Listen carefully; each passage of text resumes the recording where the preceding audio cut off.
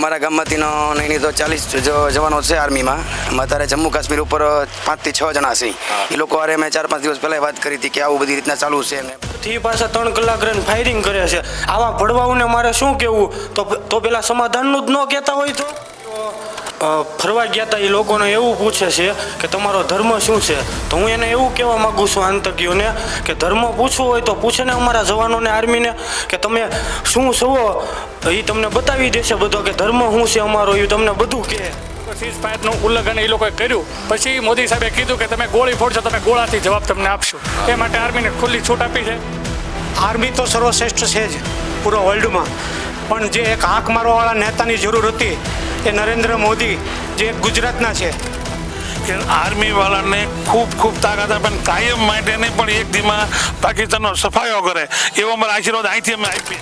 મોયા ઝાટકથી કાઢી નાખવા પડે. હા એમ બીજું તો હું એ ક્ષેત્રે વારા કરીએ એ એમ ક્યાંક સમાધાન કરવું ને વળી પાછા વાંચ તોફાન કરાવે. કે આપણા તે ભાવનગર જિલ્લાના ગોહિલવાડની અંદર પતિપાલસિંહ ગોહિલ નોંગણવદરના છે. એ પણ એક જવાન આની અંદર ઘાયલ થયેલ છે. નમસ્કાર મિત્રો, દોડમાં આજે વાવડ અત્યારે તળાજામાં ગ્રાઉન્ડ લેવલ ઉપર અત્યારે રિપોર્ટિંગ કરવા માટે તમામ લોકોના મનમાં અત્યારે શું ચાલી રહ્યું છે એ જાણવા માટે અત્યારે ગ્રાઉન્ડ ઉપર તળાજામાં ઉતર્યું છે, સિટીમાં ઉતર્યું છે. ત્યારે આપણે તળાજાના તમામ લોકો પાસેથી એમના મનમાં જે વાત ચાલી રહી છે ભારત અને પાકિસ્તાનના યુદ્ધને લઈ અને કેટલાક પ્રશ્નો હોય છે, ત્યારે જનતાનો શું જવાબ છે, જનતાનો શું મૂળ છે એ જાણવા માટે ધ વાવડ અત્યારે તળાજામાં નીકળ્યું છે. તો આપણે આજે લોકોની સાથે વાતચીત કરી અને સીધા એમના મનમાં શું પ્રશ્નો છે અને એમના મનમાં શું ભારતની આર્મી પ્રત્યે લાગણી છે જાણવા આપણે જઈ રહ્યા છીએ. તો વિડીયોના અંત સુધી અમારી સાથે જોડાયેલા રહેજો માત્ર ધ વાવડ પર.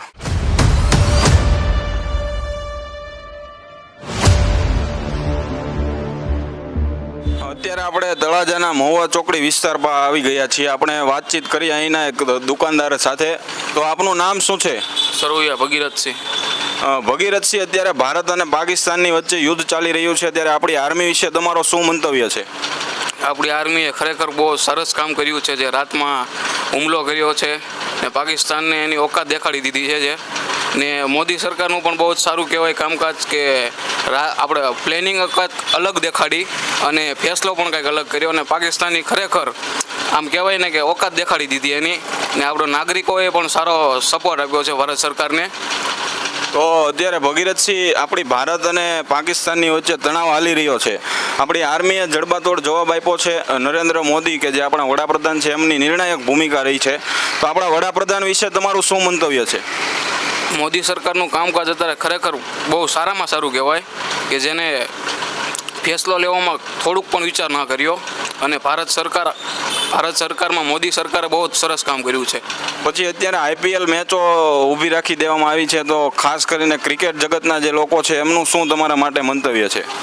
આઈપીએલ અત્યારે જે હાલમાં બંધ છે ને એ પણ કામ સરસ કર્યું છે, કેમ કે આ અત્યારે આપણે ભારત દેશને આર્મીને સપોર્ટ કરવાનો હોય ને બીજા નંબરે આર્મીને સપોર્ટ કરવો, અને ક્રિકેટ ચાલુ હોય ને તો આ લોકો બધા મજાકમાં લે કે ભારત સરકારની આર્મી અત્યારે આપણે શહીદો થાય છે, જે પણ ઘાયલ થાય એ લોકો પ્રત્યે આપણું પ્રોત્સાહન ન રહે આઈપીએલ જેવી વસ્તુ ચાલુ હોય તો. તો આ હતા આપણા તળાજાના ભગીરથસિંહ સરવૈયા, કે જેમનું નિવેદન ભારતની આર્મી પ્રત્યે સંપૂર્ણપણે એમની જે ન્યોછાવરતા છે એ દેખાઈ રહી છે. આપણે અત્યારે આગળ બીજા લોકો સાથે પણ વાતચીત કરીશું. આપણે અત્યારે તળાજાના એક રાજકીય અને સામાજિક આગેવાનના આપણે મુલાકાત લઈ રહ્યા છીએ, ત્યારે તેમની પાસે આપણે જાણીએ કે આપણું જે આ યુદ્ધ ચાલી રહ્યું છે એમને લઈ અને એમનો શું મંતવ્ય છે. આપનું પૂરું નામ જણાવજો. અશોકભાઈ વનવાળીદાસ સોલંકી, વિશ્વકર્મા સમાજ. અશોકભાઈ, અત્યારે ભારત પાકિસ્તાનનું યુદ્ધ આખા વિશ્વમાં ચર્ચામાં છે, ત્યારે આપણી આર્મી ખૂબ જ સારા પરાક્રમો બતાડી રહી છે. આપણા વડાપ્રધાન મોદીએ કડક પગલાઓ લીધા છે, તો આની વિશે તમારું શું મંતવ્ય છે? આર્મી તો સર્વશ્રેષ્ઠ છે જ પૂરા વર્લ્ડમાં, પણ જે એક હાંક મારવાવાળા નેતાની જરૂર હતી એ નરેન્દ્ર મોદી જે એક ગુજરાતના છે. આજે વર્ષોથી પહેલાં પણ એક ગુજરાતે પરાક્રમ કરેલું અટલ બિહારી વાજપેયીએ, જેણે અણુ ધડાકા કરી અને વર્લ્ડમાં નામ ફેમસ કર્યું. તો આજે એને માત્ર 7 દિવસની અંદર ઘરમાં ઘૂસીને જે મારવાની વાત કરી હતી એ સિંદૂરનું કામ એક મહિલા લેડી છે અને લઘુમતી સમાજમાં થઈ છતાં પણ એને સુવર્ણ કામ કર્યું છે. એના માટે હું શુભેચ્છા આપું છું. અને આપણી આર્મીના જવાનો જે રાત દિવસ અત્યારે સીમા ઉપર આપણા રાષ્ટ્રની રક્ષા કરી રહ્યા છે તો આર્મીને શું તમારો સંદેશો આપવા માંગશો? આર્મી તો હંમેશ માટે ખડે પગે છે. આપણી આર્મી સર્વશ્રેષ્ઠ, વર્લ્ડમાં હું એને બિરુદ આપતો હોય તો આર્મી જે સર્વશ્રેષ્ઠ. રાફેલની સામે દરેક વર્લ્ડના ફેલ થઈ જશે. એમાં હાક મારનાર મોદી અને આર્મી. આજે જ જોયું તો આર્મીની વચ્ચે જ અમારા માન્ય નરેન્દ્રભાઈ મોદી વચ્ચે ગયા અને આર્મીનો જુસ્સો ને બુલંદે પહોંચાડી દીધો હતો. આર્મી સર્વશ્રેષ્ઠ છે. તો આ હતા અશોકભાઈ. આપણે બીજા ભાઈઓ સાથે પણ વાતચીત કરશું અને શું એમના મંતવ્ય છે એ જાણશું. તો આપનું પૂરું નામ જણાવજો. નમસ્કાર, જયભાઈ સોલંકી રાજા. જયભાઈ, અત્યારે ભારત અને પાકિસ્તાનના યુદ્ધમાં અત્યારે જે તણાવ ચાલી રહ્યો છે ત્યારે આપણી આર્મી વિશે તમારું શું મંતવ્ય છે અને આપણા રાષ્ટ્રના જે નેતા છે એમના વિશે તમારી શું મંતવ્ય છે? આપણી આર્મી અત્યારે ખડે પગે છે, દિન રાત જાગી રહી છે અને પૂરતો ગોળીબાર કરીને જવાબ આપી રહી છે. અને શ્રેષ્ઠ નરેન્દ્રભાઈ આપણા મોદી છે, આપણા વડાપ્રધાન દેશના, આર્મી સાથે ખડે પગે છે અને પૂરી છૂટ આપેલી છે આર્મીને. તો અત્યારે જયભાઈ કડક પગલાં ભારત સરકાર લઈ રહી છે ત્યારે પહેલાના સમયમાં અને આજના સમયમાં તમને કઈ તફાવત જોવા મળે છે? જમીન આસમાનનો ફેર. જે નેતૃત્વ શક્તિ નરેન્દ્રભાઈ વડાપ્રધાન મોદીમાં છે એવી આગળની સરકારમાં નહોતી. આપણે આર્મી છે એ સિંહ છે પણ એની બાંધેલી હતી, હાકળે છે, અને નરેન્દ્ર મોદીએ ફૂલી છૂટ આપેલી છે. તો આ હતા જયભાઈ. બીજા બધા જે ભાઈઓ છે એમની પાસે પણ એમનો મંતવ્ય જાણવાની કોશિશ કરશું. અત્યારે યુદ્ધ જે છે એ સીઝ ફાયરની સ્થિતિમાં હતું, ત્યારબાદ પાછો જો પાકિસ્તાન હુમલો કરે તો વળતો પ્રહાર કરવાનું મોદી સાહેબે કીધું હતું. ત્યારે આપણે ભાઈ એક આપણી સાથે જોડે. આપનું પૂરું નામ શું? યાજ્ઞિકભાઈ અશોકભાઈ સોલંકી. યાજ્ઞિકભાઈ, અત્યારે નરેન્દ્રભાઈ મોદીએ જે મંતવ્ય આપ્યું છે એના વિશે તમે શું કહેવા માંગો છો? મોદી સાહેબનું મંતવ્ય આપણે સારું જ હતું. જે યુદ્ધ પૂર્ણ વિરામ કર્યું હતું, બરોબર, સીઝ ફાયરનું ઉલ્લંઘન એ લોકોએ કર્યું. પછી મોદી સાહેબે કીધું કે તમે ગોળી ફોડશો, તમે ગોળાથી જવાબ તમને આપશું. એ માટે આર્મીને ખુલ્લી છૂટ આપી છે. અને આપણી આર્મીએ પણ જેમ તમે કીધું એમ કે ગોળીનો જવાબ ગોળાથી આપી રહી છે, તો આપણી આર્મીના એક એક જવાનો અત્યારે પોતાના પરિવારને મૂકી અને સીમા ઉપર છે. તો એમના વિશે યાજ્ઞિકભાઈ તમારું શું મંતવ્ય? અને એમાં ખાસ કરીને આપણા ગુજરાતના યુવાનો અત્યારે જે બોર્ડરમાં છે સિટીની અંદર, એ લોકો અત્યારે બોર્ડર ઉપર જઈ રહ્યા છે બદલી કરાવીને. ખુદ જુસ્સો છે એનામાં કે કરી બતાવવાની ભાવના છે. તો આ હતા યાજ્ઞિકભાઈ. આપણે તળાજામાં જ્યારે એક એક વ્યક્તિને પૂછી અને ગ્રાઉન્ડ ઉપર આપણે તમામ લોકોના મત છે એ જાણી રહ્યા છીએ. ત્યારે તળાજાની જનતાનો શું છે મૂડ એ આપણે જાણવા નીકળ્યા છીએ. ત્યારે એક નાસ્તાનું સેન્ટર ચલાવતા એક ભાઈ સાથે આપણે મુલાકાત કરી છે. તમારું પૂરું નામ જણાવજો. મારું પૂરું નામ બાલજીયા રવિ ધીરુભાઈ છે. રવિભાઈ, અત્યારે ભારત પાકિસ્તાનની વચ્ચે જે સીમા ઉપર તણાવ ચાલી રહ્યો છે, યુદ્ધનો પરિસ્થિતિ ક્યાંક ને ક્યાંક ઊભી થાય એવું જોવા મળે છે, ત્યારે તમારું આર્મી માટે અને આપણા રાષ્ટ્રના વડાપ્રધાન માટે શું મંતવ્ય? જે વડાપ્રધાન જે આપણે કાર્ય કરી રહ્યા છે તે પણ સારું છે અને હું પણ આપણા જાગૃત નાગરિક તરીકે સેનાને પણ વ્યવસ્થિત જે સપોર્ટ થાય એવો સપોર્ટ કરવા વિનંતી કરું છું. આપણા ભારતના વડાપ્રધાન નરેન્દ્રભાઈ મોદી વિશે તમારું શું મંતવ્ય? જે કાર્ય કરી રહ્યા તે બહુ ખૂબ સારું કરી રહ્યા છે અને આવું કાર્ય કરતા રહે એવી આપણું. તો આ હતા રવિભાઈ. આપણે અહીં બીજા એક દાદા પણ અત્યારે નાસ્તો કરી રહ્યા. દાદા, આપનું પૂરું નામ જણાવજો. પંડ્યા કનુભાઈ નાનજીભાઈ. કનુભાઈ, અત્યારે ભારત અને પાકિસ્તાનનું યુદ્ધ હાલી રહ્યું છે. ભારત અને પાકિસ્તાન વચ્ચે તણાવ ખૂબ વધી રહ્યો છે, ત્યારે આર્મી માટે તમારું શું મંતવ્ય? આર્મી માટે કહેવાનું એ કે કામ બહુ સારું છે ને જે મોદી સરકાર છે એ આ બધું જે કરે છે એ બરાબર કરે છે ને આવું ખોટું કોઈ દે એવું ન સલવી લેવાય. પહેલગામમાં આપણા 26 લોકોને મારી નાખ્યા હતા. એમાંથી 2 લોકો તો આપણા ભાવનગરના હતા. સુરતના એક વ્યક્તિ પણ એમાં નિધન પામ્યા છે. તો એ લોકો માટે તમારી શું લાગણી છે? એ શું શ્રદ્ધાંજલિ આપવા માંગો છો? એની માટે શ્રદ્ધાંજલિ એમ કે જે હાવ નિર્દોષ માણસ હતા એની ઉપર હુમલો કર્યો એ પણ હાવ ખોટું છે.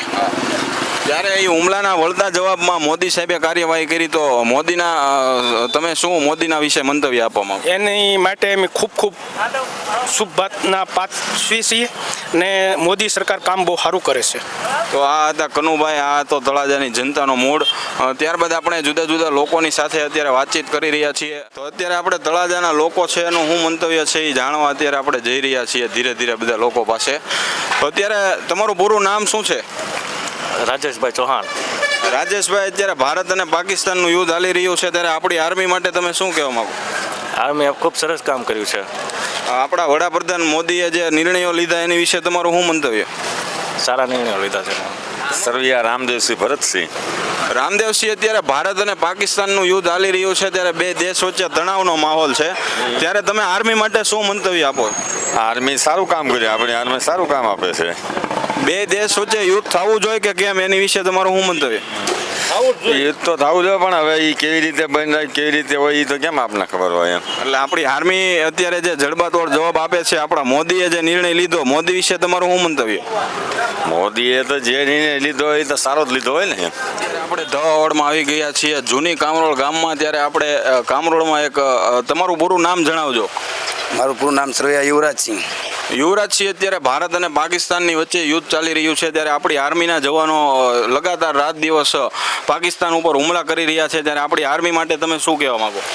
હું તો એવું કહેવા માગું કે આપણી આર્મી છે એટલે બહુ સારું કહેવાય કે એટલું રાત દિવસ આપણી માટે એટલી મહેનત કરે, 24 કલાક ન્યા રહે, એમની ઘરની ચિંતા કોઈ નથી કરતા એ લોકો કોઈ.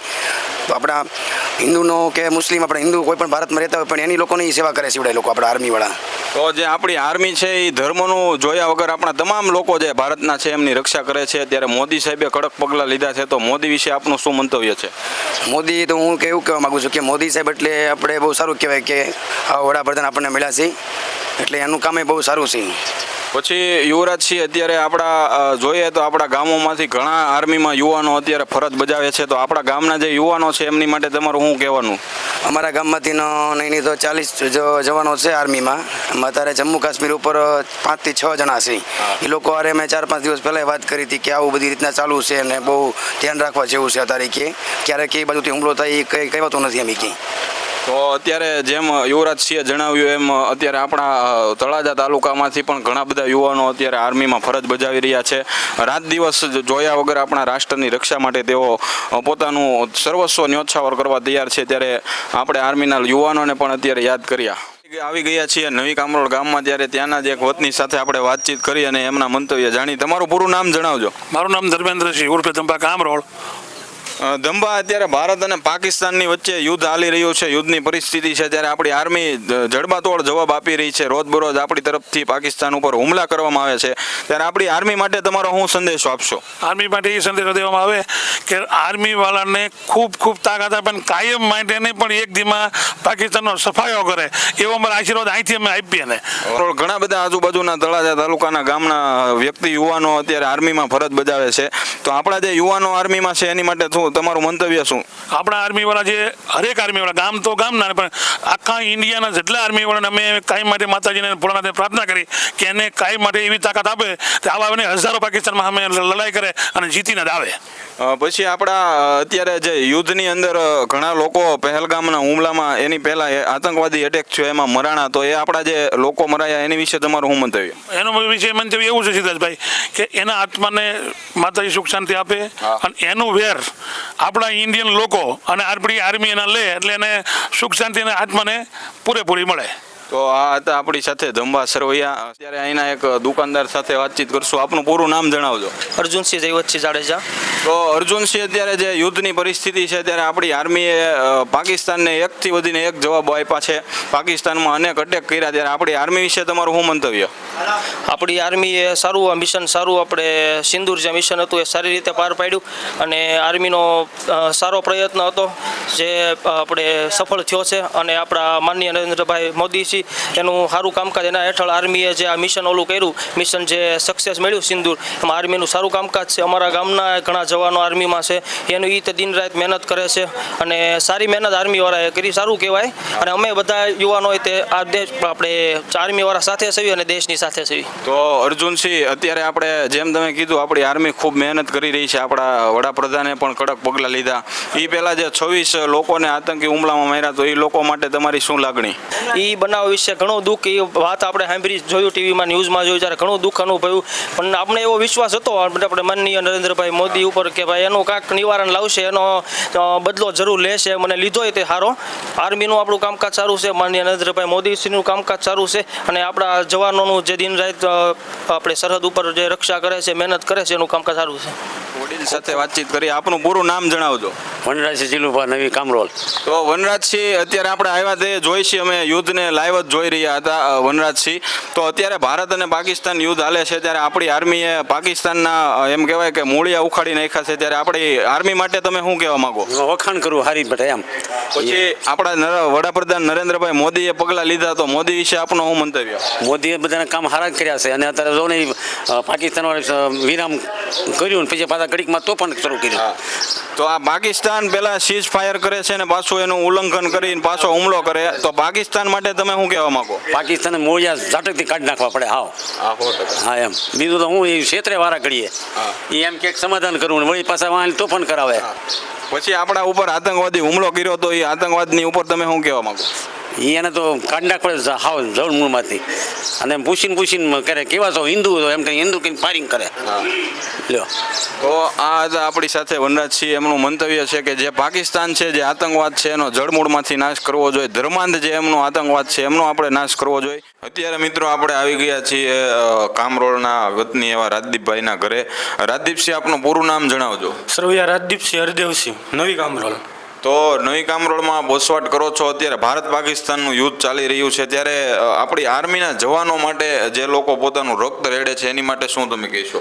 આર્મીના જવાનો તો બહુ સારી મહેનત કરે છે અને આતંકીઓ ફરવા ગયા હતા એ લોકોને એવું પૂછે છે કે તમારો ધર્મ શું છે, તો હું એને એવું કહેવા માગું છું આતંકીઓને કે ધર્મ પૂછવું હોય તો પૂછે ને અમારા જવાનોને, આર્મીને.